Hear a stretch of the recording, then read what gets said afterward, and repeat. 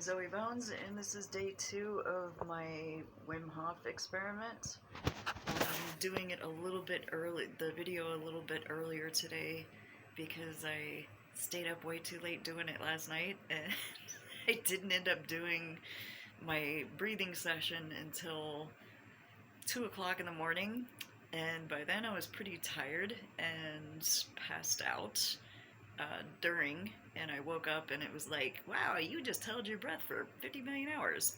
So I don't want to do that, so it's earlier in the day. This is just after my second session for today, and it was pretty good.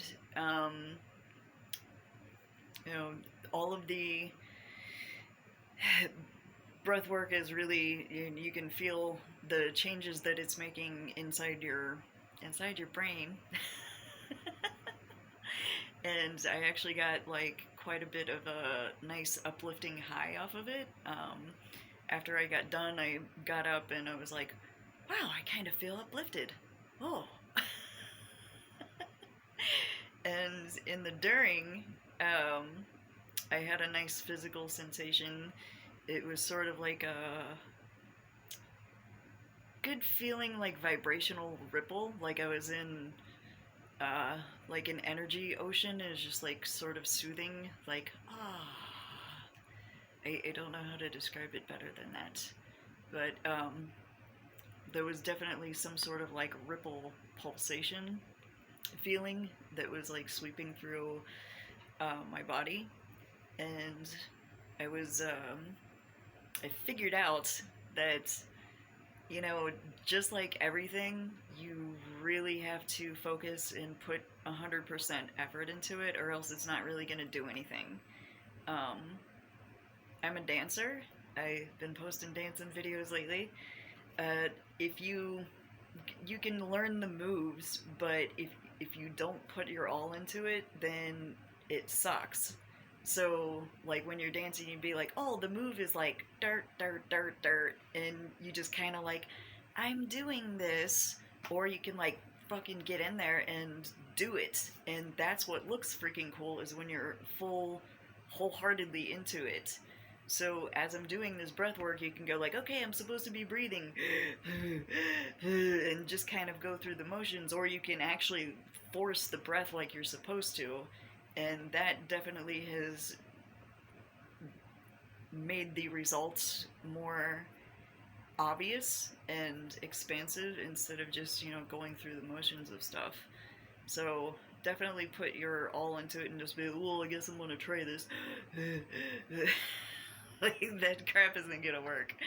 So this go around, like, I was really, really paying attention to that and really going off for it, and I think it paid off with that. And I figured out, I'm figuring out how to manipulate my body to be able to hold my breath, because you're oxygenating the blood and then you're holding the breath and seeing how long you can last.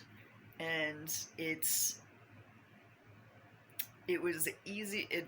I'm figuring out like the inner workings of my body, and like where my mind has to be able to hold that, because it's so easy to just start something and be like, oh, this is hard, and you give up, and like, oh, this is uncomfortable, and you give up. And trying to expand the time of how long I can hold my breath is, what is really worth it? Like, really thinking about like what's in it for me. And I found that thought, and I'm like, why do I really want to do this? Like, why do I really want to be here? Like, what makes it worth anything? And I'm not going to tell you what that is right now. It's mine. But I might tell you later.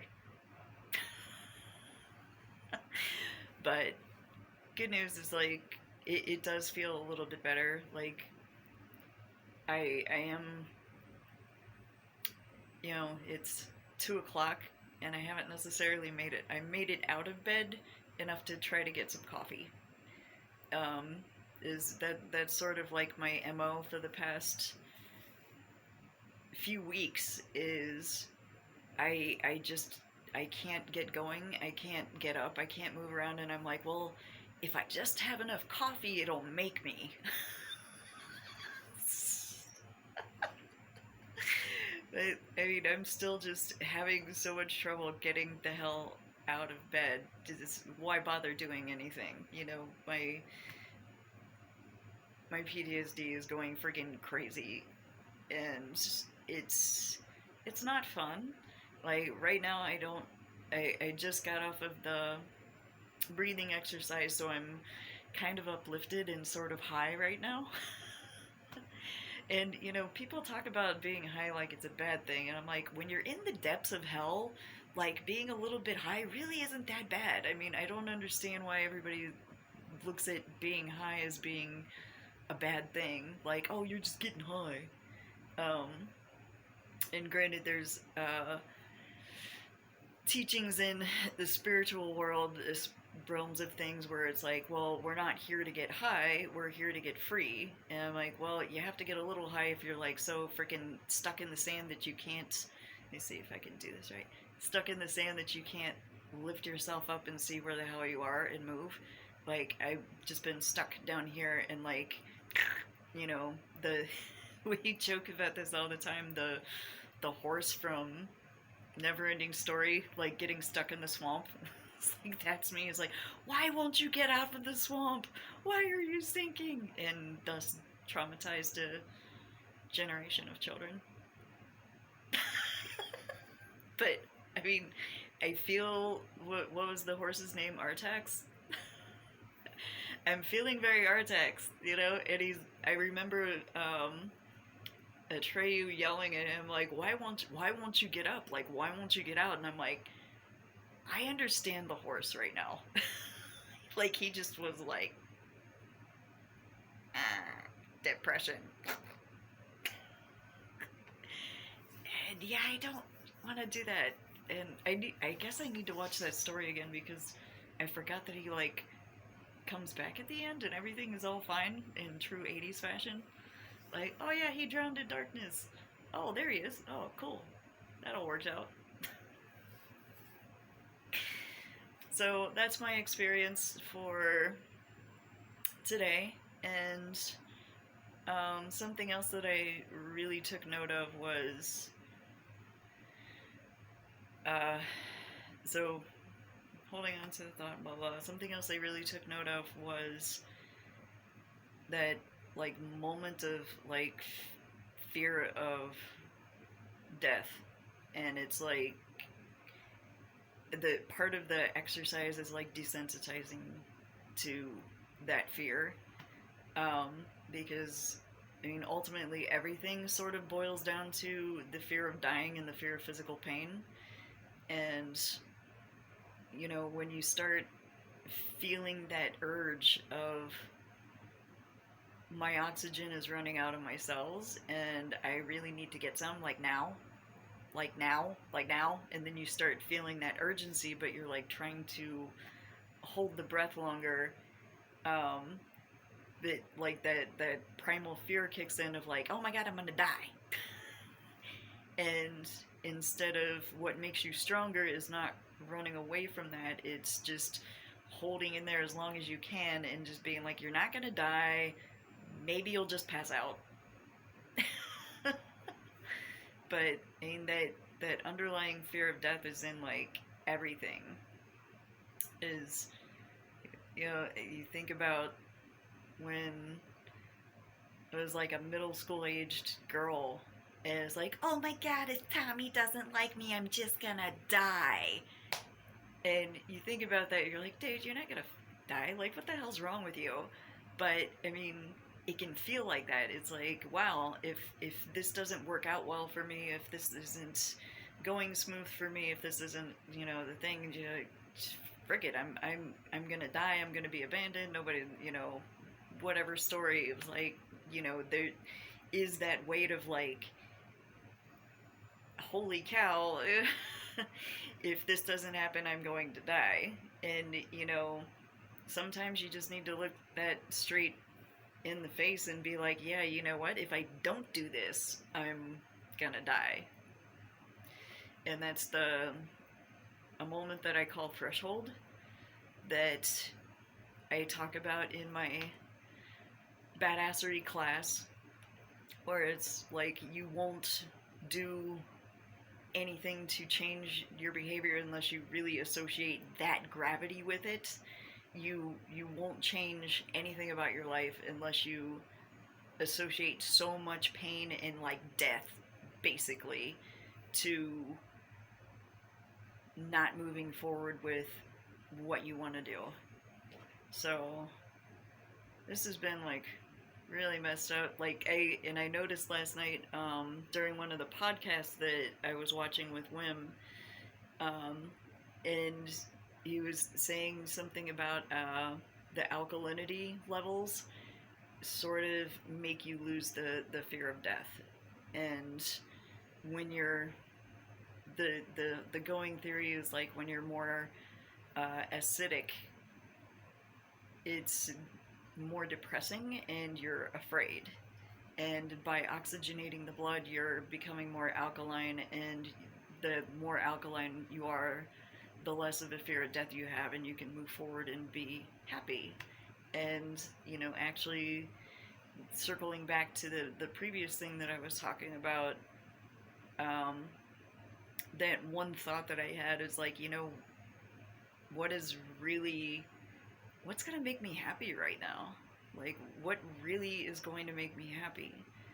And there was kind of like one thought that was like very powerful, and then one thought that was like a subordinate thing, and kind of, well, they were kind of both important. One was about relationships with other people, and one was about like me and like what I want to do with my life, and holding on to that, like picturing like holding on to that like really tight in my heart, and just like, you know, I felt kind of like Princess Bride when, you know, Wesley dies. And I go, what was so important? What did you want to live for? True love. So funny. But yeah, and it's not only like romantic fairy tale kind of love, it's, you know, love of other people and love of life and love of yourself. And, you know, that's something that I've been missing, to say the least. And I feel like I don't deserve it because of my past and where I come from and how I was raised. And, you know, I keep saying I'm working on that. I don't know if it's like this magical enlightening moment where it's bzzz, all of a sudden everything is great and wonderful and I'm skipping down the street. I mean, I've done so much work, and, you know, some people say like, oh, it's a lot of work, oh, it's not, and I'm like, I don't know. I really don't know the answers to that. Like, I've been working my butt off, like going to the mental gymnasium basically, you know, trying to strengthen that muscle of gratitude and accomplishments and, you know, other things that make life worth living, and actually like trying to strengthen that muscle, like going to my mental gym. And then I'm like, and then you hear other people that are like, oh, you know, you can't like work on it, you just gotta do it and like let go, and like they make it kind of sound like a magical like popping moment where it's like poof, yeah, skip it down the street, I'm all enlightened now and I fart rainbows. Yeah. So anyway, that's my progress for today, and yeah, I think I'm gonna do the videos sooner because, yeah, I fell asleep in the middle of that last night, and I'm like, wow, I just held my breath for hours. Okay. I need data. I don't want to mess with the science. So I've babbled long enough. I highly recommend doing these breathing exercises. Right now, it's, if you do the app, it's free. I really appreciate that he's offering like free things, and there's some paid things too. But I mean, obviously the people who are, this is sort of my theory also with my personal work with Soul Create, is, you know, I don't want it to be too expensive, and I don't want the people who most desperately need it really can't afford it, because you see all these like webinars and seminars for, you know, horrible depression, and it's like, oh yeah, it's only $2,000. I'm like, dude, most people who are that depressed are really poor. Like, and you know, on the border of being homeless, and like that doesn't really make sense. You know, self-help should not be only for people who are doing very well, because that doesn't make sense. Anyway, check out Wim Hof's app and try the breathing exercises and do them full bore. I'm feeling pretty good about this. I feel like it's you know, obviously not going to change anything immediately overnight, but I'm feeling like it could really help out a lot. So I'll keep my fingers crossed and keep hoping this is working really well. Um, and I hope you all are well, because, man, 2020. I'll see you tomorrow.